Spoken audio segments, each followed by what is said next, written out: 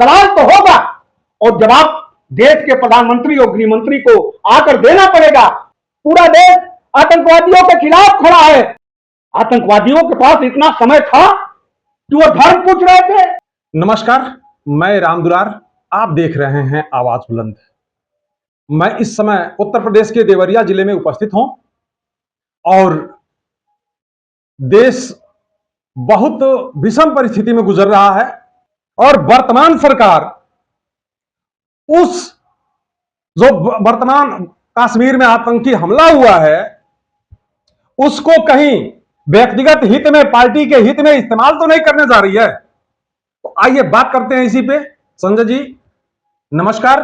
और आप अपने जो क्षेत्र की जनता है, जो लोगों में चीजें आई हैं, जो आप लोगों की पार्टी की जो चीजें हैं, आप लोगों की जो चीजें हैं, वो हम चाहेंगे कि आप अपने माध्यम से हमारे दर्शकों तक पहुंचाने की कृपा करें। देखिए, पहलगाम में जो आतंकी हमला हुआ अत्यंत दुखद है और उस आतंकी हमले में मारे गए भारतीय नागरिकों को अश्रुपूर्ण श्रद्धांजलि मैं अपने तरफ से देता हूं। और सबसे जो महत्वपूर्ण चीजें हैं इसको समझने की जरूरत है। कश्मीर में 12 बड़े हमले 2000 से लेकर 2025 तक हुए।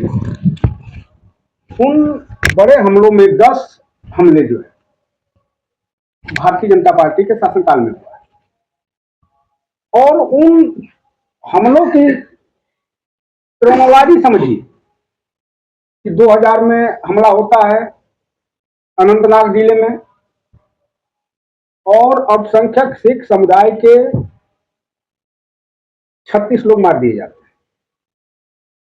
2000 में ही दूसरा हमला होता है नून बेसमेंट कैंप पर और अमरनाथ यात्रियों सहित 32 लोग मारे जाते हैं। उस समय शासन किनका था? भारतीय जनता पार्टी की सरकार थी, अटल बिहारी वाजपेयी प्रधानमंत्री। मेरे कहने का मतलब कि इन हमलों को ध्यान से देखिए। कभी अल्पसंख्यक सिख समुदाय के लोग टारगेट होते हैं, कभी अमरनाथ यात्री टारगेट होते हैं, कभी सेना के जवान टारगेट होते हैं, कभी इसी 2003 में कश्मीरी पंडितों की 14 लोगों की हत्या हो जाती है। तो इस एक हर बार जो हमले हो रहे हैं भाजपा के शासनकाल में, वह हमले एक वर्ग विशेष को टारगेट में मारा जा रहा है। तो यह जरूर ही चिंता का विषय है कि आखिर हमले में आप आम आदमी मारा जा रहा है। और ये जो 2025 का ये जो हमला है पहलगाम का,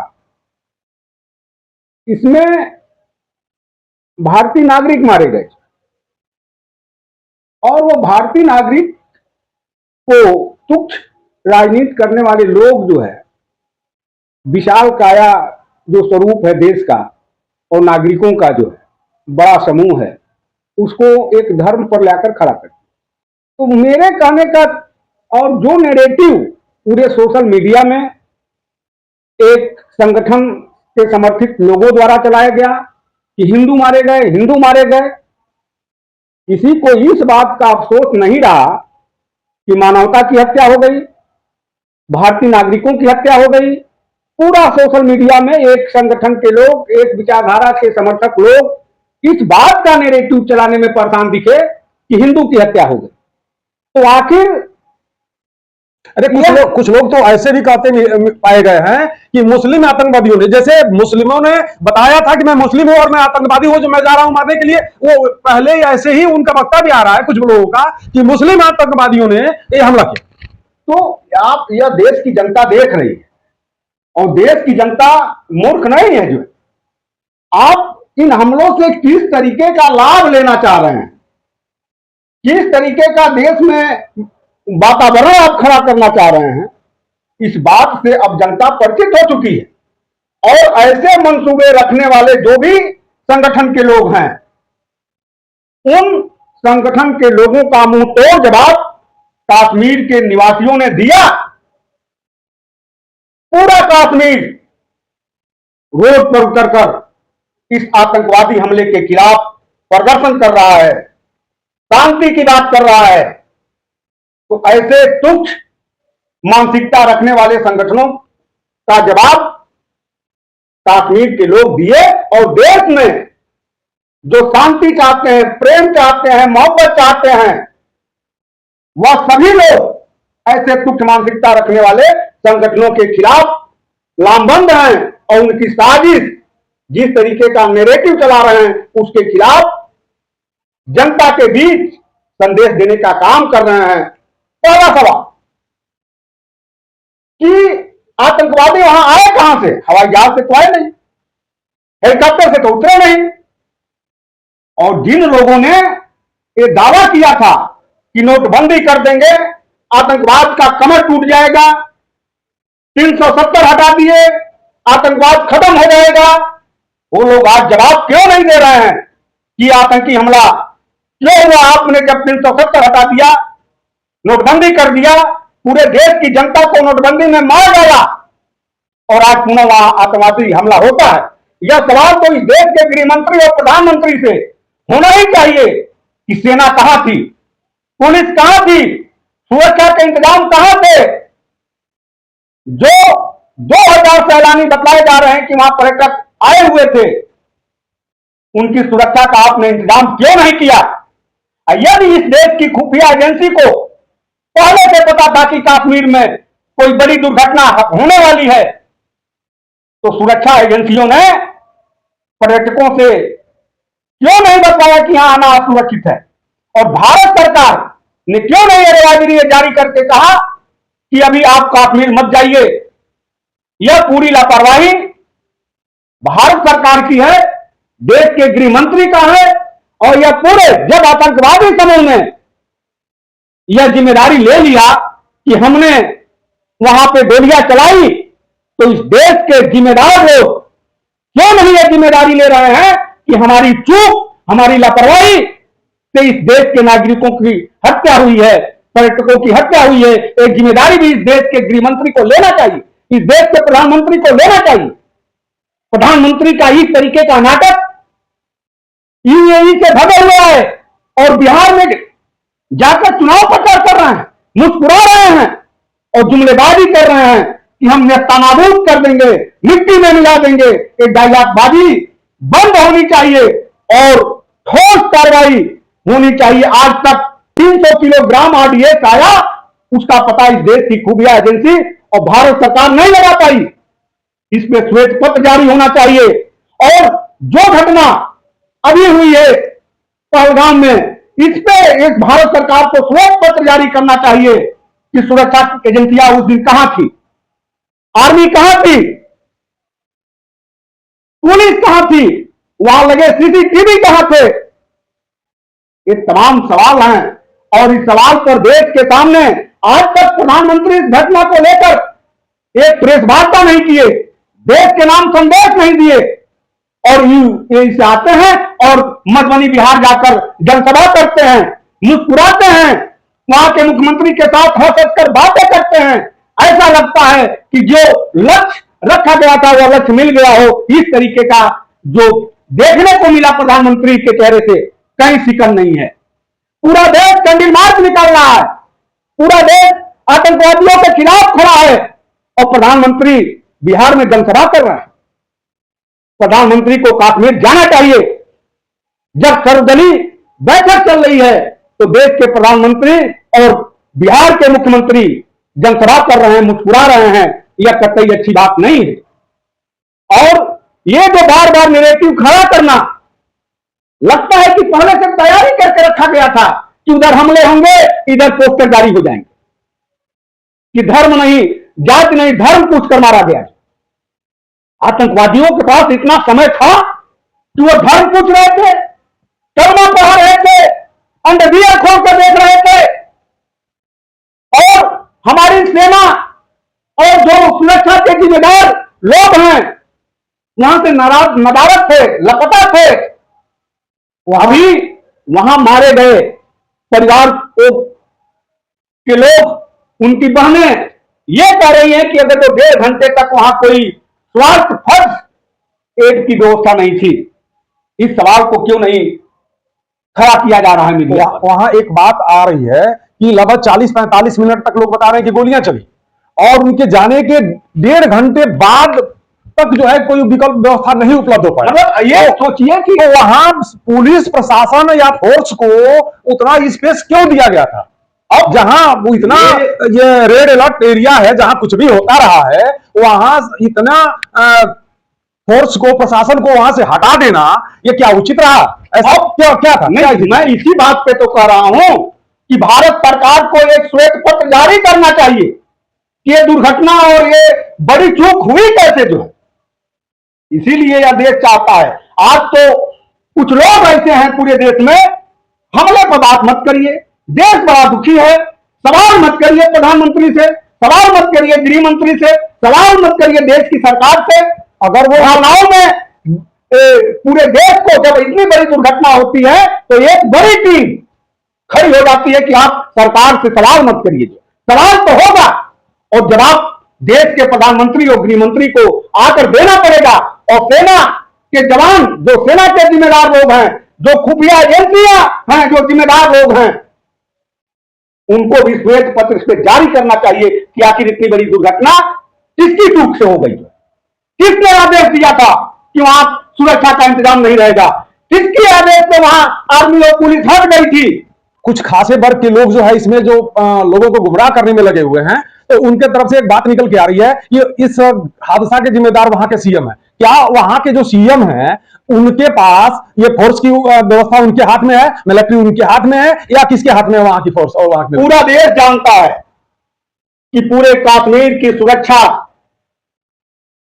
केंद्र सरकार के पास है, और उस केंद्र सरकार के गृह मंत्री उस सुरक्षा की जिम्मेदारी देखते हैं। जो राष्ट्रीय सुरक्षा सलाहकार हैं डोभाल साहब, ये उनकी जिम्मेदारी है, और अपने जिम्मेदारियों से ये लोग भाग रहे हैं।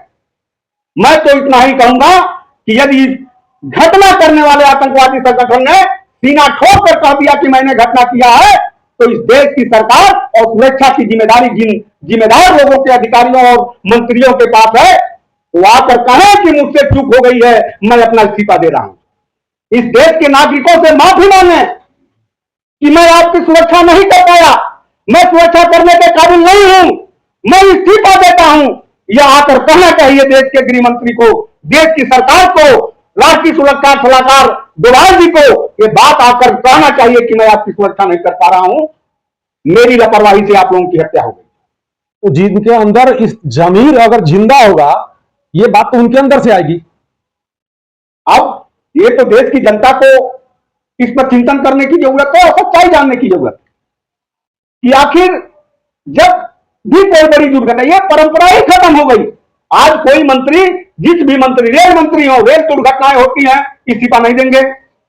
इतनी बड़ी सुरक्षा में चूक हुई, नागरिक मारे गए और गृह मंत्री इस्तीफा नहीं देंगे। नैतिकता तो पूरी तरीके से खत्म हो चुकी है। कुछ भी दुर्घटना घट जाए, सत्ता में बैठे हुए लोग अपना पद त्यागने के लिए तैयार नहीं है, अपना पद छोड़ने के लिए तैयार नहीं है। ऐसे चरित्र के लोग सत्ता में बैठे हुए हैं।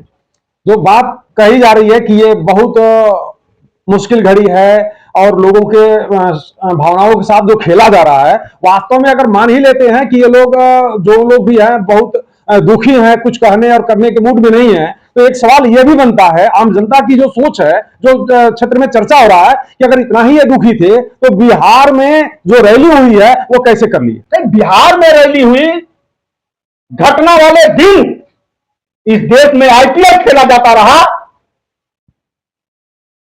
यह पूरा देश दुखी है और पूरा देश सरकार के साथ खड़ा है। आप श्वेत पत्र जारी करिए और उन आतंकवादियों का नेस्तनाबूद करने के लिए जो कुछ भी आपको करना पड़े आप करिए। केवल बातों से काम नहीं चलेगा। आकर आप मुस्कुराएंगे, भाषण देंगे, चुनाव प्रचार करेंगे और फिर आकर जो है घड़ियाली आंसू बहाएंगे। यह पूरा देश देख रहा है। यह दोहरा चढ़ा देश आपके दोहरे चरित्र को देख रहा है। ये आप किरदार जो निभा रहे हैं नाटक की तरह, यह देश नाटक का पाठ नहीं कर रहा है। देश के ऊपर बड़ा हमला हुआ है, देश के नागरिक मारे गए हैं। आप अपनी संवेदना पूरी तरीके से आप असंवेदनशील दिखाई पड़ रहे हैं, आप मुस्कुराते हुए दिखाई पड़ रहे हैं, आप बिहार में भाषण देते हुए दिखाई पड़ रहे हैं। यह देश बर्दाश्त नहीं करेगा। देश इन तमाम चीजों को देख रहा है। आप मतलब ये मैं जो बात शुरुआत दौर में कहा कि देश में कश्मीर में बड़ी 12 दुर्घटनाएं हुई और जिसमें से 10 भारतीय जनता पार्टी के शासनकाल में। तो क्या ये विधान मंडल के परिसर में बम विस्फोट हुआ, 36 लोग मारे गए। तो आप देखिए, पहली दुर्घटना सिख समुदाय के लोग मारे गए, अमरनाथ यात्री मारे गए, पुलवामा में सैनिक मारे गए और ये अमरनाथ यात्री मारे गए। ये जो टारगेटेड ग्रुप है उसका क्या प्रभाव, और इस बार के दुर्घटना को हिंदू मारे गए कहकर नैरेटिव खड़ा करना निश्चित ही बड़ी साजिश दिखाई पड़ती है ऐसे दुर्घटनाओं के पीछे।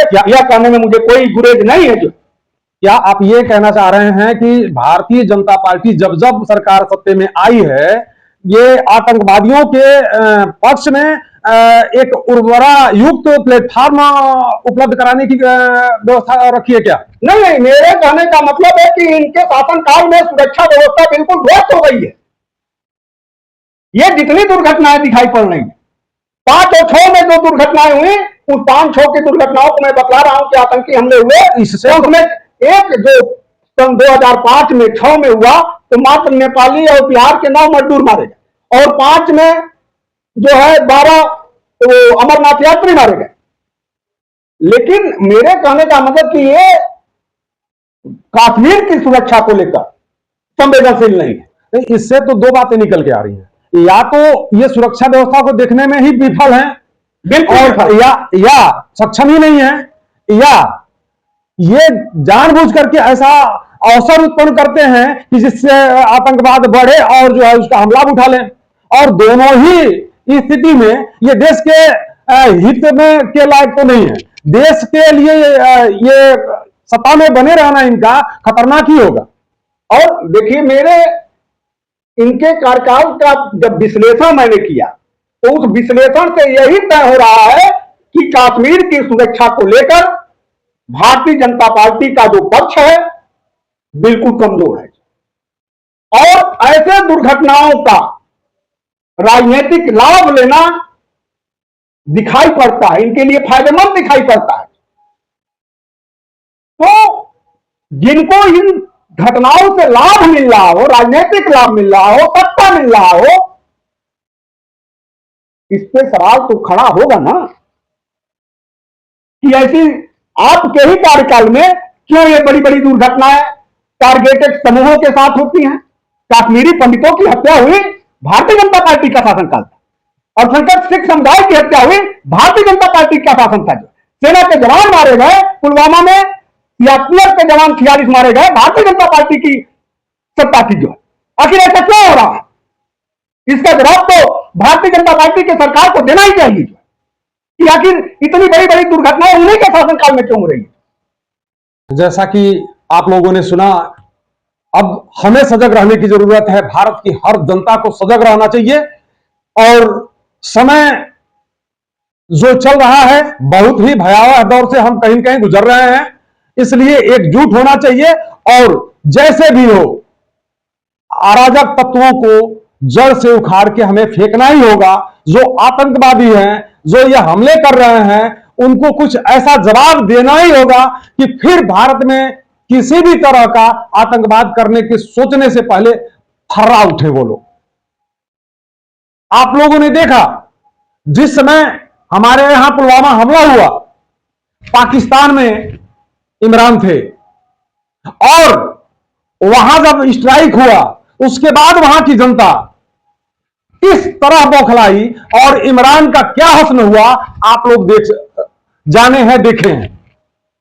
तो जिस दिन भारत की जनता यह समझ गई उस दिन आपका क्या हस्न होने वाला है आपको सोचना चाहिए और समय रहते सुधर जाइए, संभल जाइए, देश हित का काम करिए, जनता हित का काम करिए, पर्सनल हित का काम करेंगे। और जिस दिन जनता अपने पे आ गई तो भारत का इतिहास उठा करके देख लीजिए, जिससे आपको नफरत है, भारत का इतिहास लोगों को जानने देने से आप गुरेज करते हैं, तो भारत का इतिहास उठा के देख लीजिए कि भारत का इतिहास में भारत के द्रोहियों का क्या हुआ है। कहीं वो द्रोह आप पर कायम हुआ तो आपका क्या हश्र होना है, यह समझ लीजिए। नमस्कार, जय हिंद, जय भारत, जय जवान, जय किसान। मिलते हैं अगले वीडियो में।